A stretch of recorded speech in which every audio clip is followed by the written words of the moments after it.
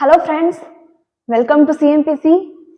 जैसा कि आपको पता है कि रीच मेंस की क्लासेस मैथ्स की शुरू हो चुकी है सर के द्वारा, और साइंस की क्लासेस है वो आज से आपके स्टार्ट हो जाएगी। तो मैंने आज फर्स्ट टॉपिक लिया है परमाणु और अणु, जो कि सिलेबस में आपके फर्स्ट टॉपिक दे रखा है। तो इसको हम शुरू करते हैं। वीडियो बहुत शॉर्ट होंगे, लेकिन कोशिश करूंगी कि आपको सारे जो इर्द गिर्द के जो कॉन्सेप्ट्स हैं वो आपको इसमें बता दूं मैं, और साथ साथ जो क्वेश्चन है उसकी भी कोशिश करूंगी कि यहाँ क्वेश्चन भी आपको बता दूं साथ में। लेकिन एक बार हम जो कॉन्सेप्ट है, कॉन्सेप्चुअल क्वेश्चन बनते हैं, तो उसके लिए जो एनसीईआरटी और आरबीएससी की बुक से मैंने पॉइंट्स लिए हैं, तो उनमें से आपको मैं बता देती हूँ। सबसे पहले शुरू करते हैं परमाणु और अणु का टॉपिक। तो सबसे पहले शुरू होता है कनाड से। कनाड 500 ईसा पूर्व कनाड ने सबसे पहले परमाणु के लिए बात कही थी। क्या कही थी? कि परमाणु अविभाज्य कण है। फिर आते हैं पकुदा कात्यायन, ये भी इंडियन साइंटिस्ट है और कनाड भी इंडियन है, तो ये भी कहते हैं कि परमाणु जो है वो अविभाज्य कण है। फिर आते हैं डेमोक्रेट्स और ल्यूसिपस, ये कहते हैं कि परमाणु अविभाज्य कण है। फिर 19वीं शताब्दी में टॉमसन कहते हैं कि परमाणु साधारण और अविभाज्य कण है। ये दोनों ग्रीक है, ये दोनों ग्रीक है और ये है इंडियन।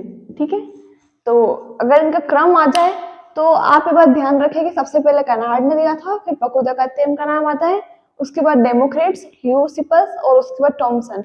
टॉमसन ने क्या कहा था कि परमाणु साधारण और अविभाज्य कण नहीं है, बल्कि इसमें कम से कम एक अपरमाणु कण इलेक्ट्रॉन विद्यमान है। अब अपरमाणु कण में क्या क्या आता है? इलेक्ट्रॉन, प्रोटॉन और न्यूट्रॉन। तो इसने सबसे पहले इलेक्ट्रॉन के बारे में कहा था कि नहीं, उसमें कम से कम एक अपरमाणु कण इलेक्ट्रॉन विद्यमान है। फिर बात आती है, टॉपिक पे आते हैं कि परमाणु क्या है। तो परमाणु हम जानते हैं सबसे छोटी इकाई जिसको और विभाजित नहीं किया जा सकता। उन्हीं के बाद डेफिनेशंस के अंदर अपन देखते हैं इसको। उसके बाद परमाणु की त्रिज्या नापने की इकाई क्या है? नैनोमीटर, जिसको एनएम से शो करते हैं। 1 नैनोमीटर में कितने मीटर होते हैं? 10⁻⁻9 मीटर। और 1 मीटर में 10⁻9 मीटर। ये डायरेक्ट जो कन्वर्जन करने की है इकाई, ये आपको याद करनी है। फिर आती है कि एक क्वेश्चन बन सकता है कि किस अणु की त्रिज्या 1 नैनोमीटर के बराबर होती है। तो हमको ध्यान रखना है कि H2O अणु की त्रिज्या 1 नैनोमीटर के बराबर होती है। बाकी ना किसी दूसरे अणु की है तो वो थोड़ी कम ज्यादा हो सकती है, लेकिन एग्जैक्टली 1 नैनोमीटर है तो वो H2O अणु की होती है।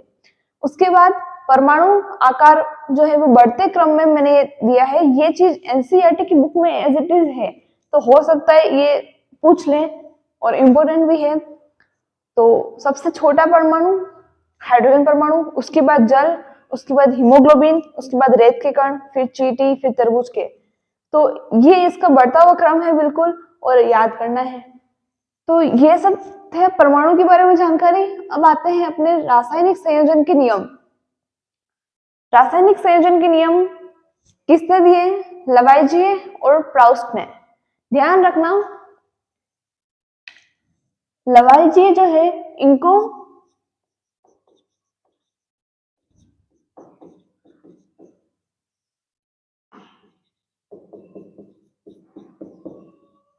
रसायन शास्त्र के पिता के नाम से जाना जाता है। तो अगर क्वेश्चन पूछ ले कि रसायन शास्त्र के पिता के नाम, इस नाम से किसको जाना जाता है, तो वो है लवाइजिए। फिर इसमें रासायनिक संयोजन के 2 नियम दिए इन्होंने। द्रव्यमान संरक्षण का नियम, जिसमें जानते हैं हम कि द्रव्यमान का न तो सृजन किया जा सकता है और न ही विनाश, कुल द्रव्यमान सुरक्षित रहता है। फिर है स्थिर अनुपात का नियम। तो ये क्या है? यौगिकों में तत्वों का अनुपात स्थिर रहता है। मतलब यौगिकों में अलग अलग तत्व है तो उनमें तत्वों का अनुपात बिल्कुल स्थिर रहेगा। जैसे कि अगर हाइड्रोजन है, मैंने एग्जांपल लिया है, हाइड्रोजन में हाइड्रोजन और ऑक्सीजन, इनका अनुपात स्थिर है। हाइड्रोजन का अनुपात 1:8।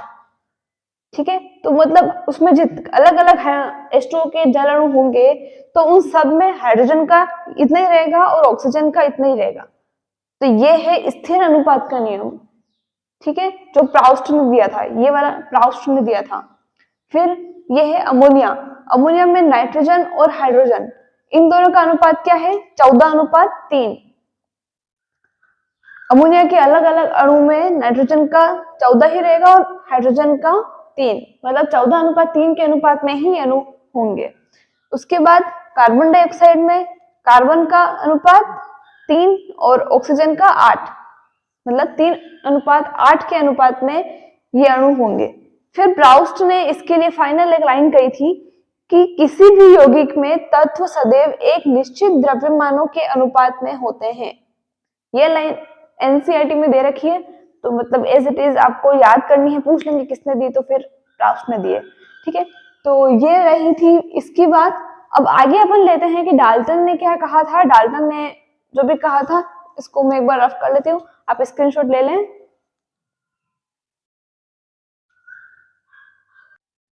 फिर आती है डाल्टन थ्योरी। तो इसमें डाल्टन के बारे में जान लेते हैं। सबसे पहले जन्म कब हुआ? 1766 में इंग्लैंड में, और 1808 में इसने परमाणु सिद्धांत दिया था। इसने परमाणु के लिए थ्योरी कही थी, वो थ्योरी देख लेते हैं। सबसे पहले है परमाणु अविभाज्य सूक्ष्मतम कण है। पहले उन्होंने कहा था, उनके अकॉर्डिंग भी इसने कह दिया था कि परमाणु अविभाज्य सूक्ष्मतम कण है। फिर सेकंड बताती है एक तत्व के सभी परमाणुओं का द्रव्यमान और रासायनिक गुण समान होते हैं। कैसे? कोई एक परमाणु है तो उसके अंदर जितने भी कोई एक तत्व है, उसके अंदर जितने भी परमाणु हैं तो उन सब के द्रव्यमान तो समान होंगे और रासायनिक गुण भी समान होंगे। फिर तीसरी बात आती है भिन्न भिन्न तत्वों के परमाणु द्रव्यमान और रासायनिक गुण भिन्न होंगे। कैसे? कोई भिन्न भिन्न तत्व है तो उनके द्रव्यमान अलग अलग होंगे, इसका द्रव्यमान अलग, उसका द्रव्यमान अलग, और रासायनिक गुण वो भी इसका अलग, उसका अलग। तत्व अगर अलग अलग है तो उन दोनों के द्रव्यमान और रासायनिक गुण अलग अलग होंगे। फिर किसी भी यौगिक में परमाणुओं के सापेक्ष संख्या और प्रकार निश्चित है।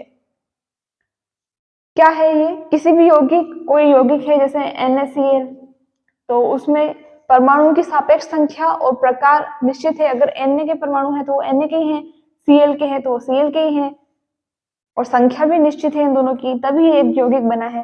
ठीक है, फिर आती है नेक्स्ट, भिन्न भिन्न तत्वों के परमाणु परस्पर छोटी पूर्ण संख्या के अनुपात में संयोग कर यौगिक निर्मित करते हैं। वही बात कि भिन्न भिन्न तत्वों के परमाणु अगर भिन्न भिन्न ले लिया Na और Cl, तो परस्पर छोटी पूर्ण संख्या के अनुपात में इनका अनुपात फिक्स होगा, तभी ये यौगिक बनेगा। NaCl संयोग कर यौगिक निर्मित करते हैं। तो ये थ्योरी दी थी डाल्टन ने। इसको मतलब ये थ्योरी तो एनसीईआरटी बुक्स में लिखी हुई है। अपने अगर क्वेश्चन आएगा तो वो आएगा कि इनमें कोई एग्जांपल दे देगा कि ये एग्जांपल किस तरीके से फॉर्मेट करना है, तो उसके अकॉर्डिंग आपको इसका आंसर देना है। तो अगर आप स्क्रीनशॉट लेना है चाहे तो ले लें। नेक्स्ट थ्योरी पे चलते हैं।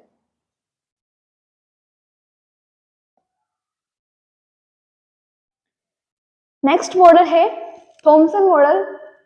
थॉमसन ने इलेक्ट्रॉन की खोज के लिए इनको 1906 में भौतिक शास्त्र में नोबेल पुरस्कार मिला है। ये एक इम्पोर्टेंट चीज है एग्जाम के लिए। और इनके मॉडल ने क्या कहा था कि परमाणु धनावेशित गोला है जिसमें इलेक्ट्रॉन धसे होते हैं। इन्होंने क्या कहा कि परमाणु एक पूरा धनावेशित गोला है जिसमें इलेक्ट्रॉन धसे हुए हैं, मतलब पूरा गोला तो इसमें धनावेश है और इलेक्ट्रॉन कहीं कहीं बीच बीच में थोड़ी थोड़ी जगह पे है। और इसके लिए इन्होंने तरबूज का एग्जाम्पल दिया, जिसमें खाने वाला भाग जो है वो तो पूरा धनावेश है और उसके बीच जो है कहीं कहीं धसे होते हैं, वो है इलेक्ट्रॉन। ऐसा इन्होंने कहा। इसके लिए इन्होंने क्रिसमस केक भी कहा। क्रिसमस केक पूरा धनावेश है और उसकी जो ऊपर ड्राई फ्रूट्स है वो उसमें कहीं कहीं इलेक्ट्रॉन है, उसका एग्जाम्पल भी इन्होंने दिया। फिर है धनात्मक और ऋणात्मक आवेश परिमाण में समान होते हैं, इसलिए परमाणु वैद्युतीय रूप से उदासीन होते हैं। इसने ये बात कही। उसके बाद रदरफोर्ड ने कहा कि नहीं, परमाणु पूरा धनावेश गोला नहीं है, धनावेश उसमें बहुत कम जगह है। और इसके लिए इन्होंने क्या प्रयोग किया था कि अल्फा कण लिए, अल्फा कण के रूप में इन्होंने हीलियम कणों का यूज किया था। अल्फा कण द्विआवेशित धनावेशित हीलियम कण है। अल्फा कोणों को इन्होंने सोने की पन्नी से जब टकराया तो कुछ जो कहें वो तो आगे बढ़ गए, लेकिन कुछ जो है बहुत कम कोण से विक्षेपित हुए। अल्फा कोण, अल्फा नहीं बीटा ले लेते हैं, बीटा कोण, और कुछ जो है बिल्कुल एकदम सीधे के सीधे वापस आ गए। तो इन्होंने इस चीज के आधार पर कहा कि नहीं, इसमें जो धनावेश है वो बहुत कम है, उसके अलावा बहुत सारे कण इसमें आगे चले गए थे। फिर है इनके बारे में थोड़ा जान लेते हैं कि 1908 में नोबेल पुरस्कार मिला था और सोने की पन्नी द्वारा परमाणु के नाभिक की खोज की थी इन्होंने। परमाणु के नाभिक की खोज इन्होंने की थी और नाभिक की भौतिकी का जनक इनको कहते हैं रदरफोर्ड को। फिर इन्होंने इस प्रयोग के आधार पर निष्कर्ष क्या निकाले थे कि परमाणु का मैक्सिमम भाग खाली है, धनावेशित भाग बहुत कम है, जो कि इसमें बहुत कम जगह से वापस विक्षेपित हुए थे, संपूर्ण द्रव्यमान नाभिक में है, ये इन्होंने कह दिया था पहले ही, और नाभिक की त्रिज्या परमाणु की त्रिज्या से 10⁵ गुना छोटी होती है, ये भी इन्होंने इनके परमाणु मॉडल के अकॉर्डिंग निष्कर्ष निकाला था। फिर इलेक्ट्रॉन नाभिक के चारों ओर निश्चित कक्षाओं में चक्कर लगाते हैं। अब इन्होंने ये तो कह दिया कि निश्चित कक्षाओं में चक्कर लगाते हैं, लेकिन जो स्पेक्ट्रम रेखाएं हैं उनकी व्याख्या ये नहीं कर सके, जो ऊर्जा स्पेक्ट्रम है उसकी व्याख्या ये नहीं कर सके थे, और इसमें ये इलेक्ट्रॉन का पथ भी नहीं बता पाए थे, ये इसकी बहुत बड़ी कमी रही थी। तो एक बार आप स्क्रीनशॉट ले लेंगे इसका, फिर आगे बढ़ते हैं। फिर आता है नेक्स्ट बोर मॉडल। तो बोर मॉडल में सबसे पहले देख लेते हैं 1922 में परमाणु की संरचना पर योगदान के लिए इनको नोबेल पुरस्कार मिला था, और इनकी कुछ बुक्स है the theory of spectra and atomic constitution, atomic theory और द डिस्क्रिप्शन ऑफ नेचर। ये 3 बुक्स के नाम आपके डायरेक्ट एनसीईआरटी की बुक में दे रखे हैं, तो याद करना तो बनता है। और अब इनके आते हैं कि इन्होंने मॉडल में क्या दिया था, इंपॉर्टेंट पॉइंट लेके चलेंगे। इलेक्ट्रॉन केवल कुछ निश्चित कक्षाओं में ही चक्कर लगाते हैं, जिन्हें इलेक्ट्रॉन की विविध कक्षा कहते हैं। इन्होंने ये दे दिया था कि इलेक्ट्रॉन निश्चित कक्षाओं में चक्कर लगाते हैं। जब इलेक्ट्रॉन इस विविध कक्षा में चक्कर लगाते हैं तो उनकी ऊर्जा का विकिरण नहीं होता है, ये इन्होंने एक इम्पोर्टेंट बात कही थी। फिर है तो इनके मतलब मॉडल की उपलब्धियां क्या रही थी कि परमाणु का स्थायित्व का पता इस मॉडल से चल चुका था, और इलेक्ट्रॉन की ऊर्जा की गणना भी इस मॉडल से की जा सकती थी। गणना करना है वो तो फिर 11th और 12th लेवल की बात हो जाती है, अभी 10th लेवल तक की बात करेंगे। और nवें कोश में कक्षकों की संख्या n², मतलब अगर n = 1 रखें, n = 1 तो क्या आ गया 1, n = 2 रखेंगे तो nवें कोश में कक्षकों की संख्या का सूत्र है n², ये बात इंपॉर्टेंट है। और nवें कोश में अधिकतम इलेक्ट्रॉनों की संख्या निकालनी है तो उसके लिए 2n² है। जैसे कि अगर k कोश की बात करें, k में अगर n = 1 रखते हैं तो इलेक्ट्रॉनों की संख्या k कोश में कितनी हो जाएगी 2n², n = 1 रखेंगे तो 2, तो k कोश में अधिकतम 2 इलेक्ट्रॉन आ सकते हैं। फिर l कोश की बात करेंगे तो l कोश के लिए अपन अगर n = 2 रखेंगे तो 2 × 4 बराबर 4 दूनी 8, मतलब l कोश में अधिकतम 8 इलेक्ट्रॉन आ सकते हैं। तो ये बात हो जाती है nवें कोश में अधिकतम इलेक्ट्रॉनों की संख्या। वैसे ये सब आपको पता होगा क्योंकि आप लोग रीड क्लियर करके आए हैं, तो उसमें आपने सब पढ़े होंगे, जस्ट बेसिक चीजें हैं। तो ये बात तो थी बोर मॉडल की। अच्छा, बोर की कक्षा को स्थायी कक्षा क्यों कहते हैं? क्योंकि इलेक्ट्रॉन जो है चुंबकीय विकिरण द्वारा ऊर्जा का ह्रास नहीं करते हैं। उच्च ऊर्जा स्तर से निम्न ऊर्जा स्तर में ऊर्जा का ह्रास होता है, तो इस वजह से स्थायी कक्षा कहलाती है ये। अब नेक्स्ट कुछ छोटी मोटी चीजें रह गई है तो वो भी देख लेते हैं, स्क्रीनशॉट ले लेना। फिर नेक्स्ट चलते हैं परमाणु संख्या, Z से रिप्रेजेंट करते हैं इसको, और ये किसके बराबर है प्रोटॉन की संख्या के। ध्यान रहे परमाणु संख्या और परमाणु क्रमांक एक ही बात है। और फिर है न्यूट्रॉन की संख्या कैसे निकालेंगे, द्रव्यमान संख्या A - Z, Z क्या है परमाणु क्रमांक। फिर द्रव्यमान संख्या का सूत्र क्या है? न्यूट्रॉन और प्रोटॉन की संख्या को द्रव्यमान संख्या कहते हैं। फिर इलेक्ट्रॉनों की संख्या ज्ञात करनी है। अब ये एक इंपॉर्टेंट चीज है, इसका क्वेश्चन भी अगर पूछ ले तो ऑप्शन में पूछ सकते हैं। इलेक्ट्रॉन की संख्या ज्ञात करने के लिए जैसे हमको कोई आयन दे रखा है, ये जैसे फर्स्ट है धनायन Fe3+, तो इसके लिए क्या फॉर्मूला होगा? धनायन के लिए प्रोटॉन की संख्या माइनस धनावेश। प्रोटॉन की संख्या मतलब परमाणु संख्या वो इस, और धनावेश जो इसके ऊपर है ये वाला 3। तो प्रोटॉन की संख्या यहाँ पे 26 माइनस 3 बराबर 23। फिर अगर हमें कोई ऋणायन दे दे तो N3-, इसमें अगर इलेक्ट्रॉनों की संख्या निकालनी है तो परमाणु क्रमांक उसमें धनावेश जोड़ देंगे, तो परमाणु क्रमांक N का 7 और जो ऋणावेश दे रखा है 3, दोनों को जोड़ा तो 10। तो ये आ गई इसकी इलेक्ट्रॉन की संख्या। तो जस्ट ये एग्जांपल है, अगर आपको और प्रैक्टिस करनी है तो आप कोई सा भी धनायन और ऋणायन लेके प्रैक्टिस कर सकते हो, जस्ट ये एग्जांपल है। फिर अपन आगे बढ़ते हैं। अपरमाणु कणों के द्रव्यमान का क्रम है, ये क्रम इंपोर्टेंट है इसलिए पूछ सकते हैं ऑप्शन में, इसलिए मैंने यहाँ पे दे दिया अलग से ये। अपरमाणु कण किसको कहेंगे? न्यूट्रॉन, प्रोटॉन और इलेक्ट्रॉन को, ठीक है। फिर आता है समस्थानिक। अब समस्थानिक और समभारी के दो इंपॉर्टेंट चीजें हैं। समस्थानिक किसको कहते हैं? परमाणु संख्या समान और द्रव्यमान संख्या अलग अलग होती है, उनको समस्थानिक कहते हैं। ये सब आप जानते हो, जनरल चीजें हैं। फिर है हाइड्रोजन के समस्थानिक, थोड़ा सा यहाँ पे एकदम सही से दिख नहीं रहा होगा, थोड़ा सा पार्टीशन कर देते हैं इसको। इस फॉर्म में है, ऊपर आता है A, नीचे Z। A मतलब द्रव्यमान संख्या और Z मतलब परमाणु क्रमांक। तो ऊपर तो आएगी द्रव्यमान संख्या और नीचे आएगी परमाणु क्रमांक। तो इसके 3 समस्थानिक है। प्रोटियम, उसको लिखते हैं 1H1 से, इसमें न्यूट्रॉन की संख्या होती है 0। और ड्यूट्रियम, इसमें 1H2, इसको ऐसे लिखते हैं और इसमें न्यूट्रॉन की संख्या होती है 1। फिर तीसरा है ट्राइटियम, इसको 1H3 से लिखते हैं, इसमें न्यूट्रॉन की संख्या होती है 2। ये जस्ट आपको याद करने वाली चीजें हैं।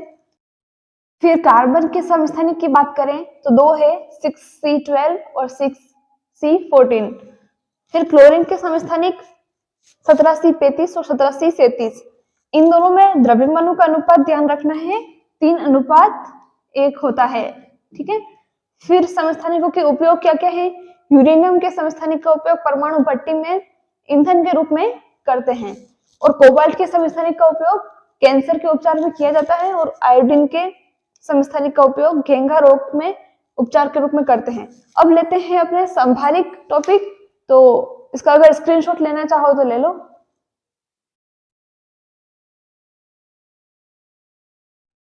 फिर आती है संभारिक की बात। तो संभारिक में क्या होता है? परमाणु संख्या भिन्न बट परमाणु द्रव्यमान जो होता है वो समान होता है। अब इसका एग्जांपल देखें तो कैल्शियम का परमाणु क्रमांक 20 है और आर्गन का परमाणु क्रमांक 18 है, लेकिन इन दोनों की द्रव्यमान संख्या कितनी है? 40। इसका इफेक्ट कहाँ पड़ता है? इससे इलेक्ट्रॉन की संख्या भिन्न हो जाती है, जैसा कि हमने पिछली वाली स्लाइड में देखा था। रासायनिक गुण भिन्न हो जाते हैं। ऑफ कोर्स प्रोटॉन की संख्या भिन्न हो जाती है। प्रोटॉन की संख्या मतलब परमाणु क्रमांक दोनों का अलग अलग है, देख लो। और न्यूट्रॉन की संख्या भी भिन्न हो जाती है। तो ये सब जो है संभारिक के गुण है। तो ये आपको चीज ध्यान रखनी है, अगर ऑप्शन में आ जाती है तो एक बार कंफ्यूज कर देती है, लेकिन याद रख सकते हैं। फिर उपयोग जो है वो परमाणु रिएक्टर में किया जाता है, इस बात का आपको ध्यान रखना है। और एक चीज आती है IUPAC, international union of pure and applied chemistry, full form लगभग सब जानते हैं। ये जो है ये बर्जिलियस ने दिया था, इस बात को आपको ध्यान रखना है, अगर ऑप्शन में आ जाता है तो कर लेना है।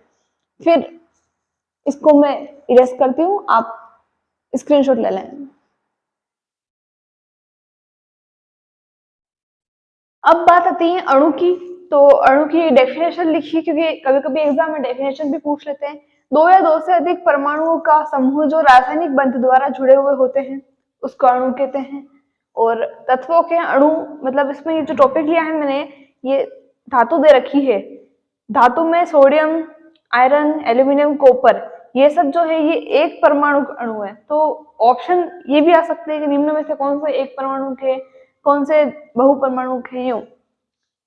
फिर अधातु है तो अधातु में argon, helium, oxygen, nitrogen, chlorine, hydrogen, तो आर्गन और हीलियम तो है एक परमाणु, ऑक्सीजन से लेके हाइड्रोजन तक है द्विपरमाणु अणु, और फास्फोरस है चतुर्परमाणु, और सल्फर है बहुपरमाणु अणु। तो ये सब भी आपको याद करना है, ज्यादा कुछ है नहीं इसमें।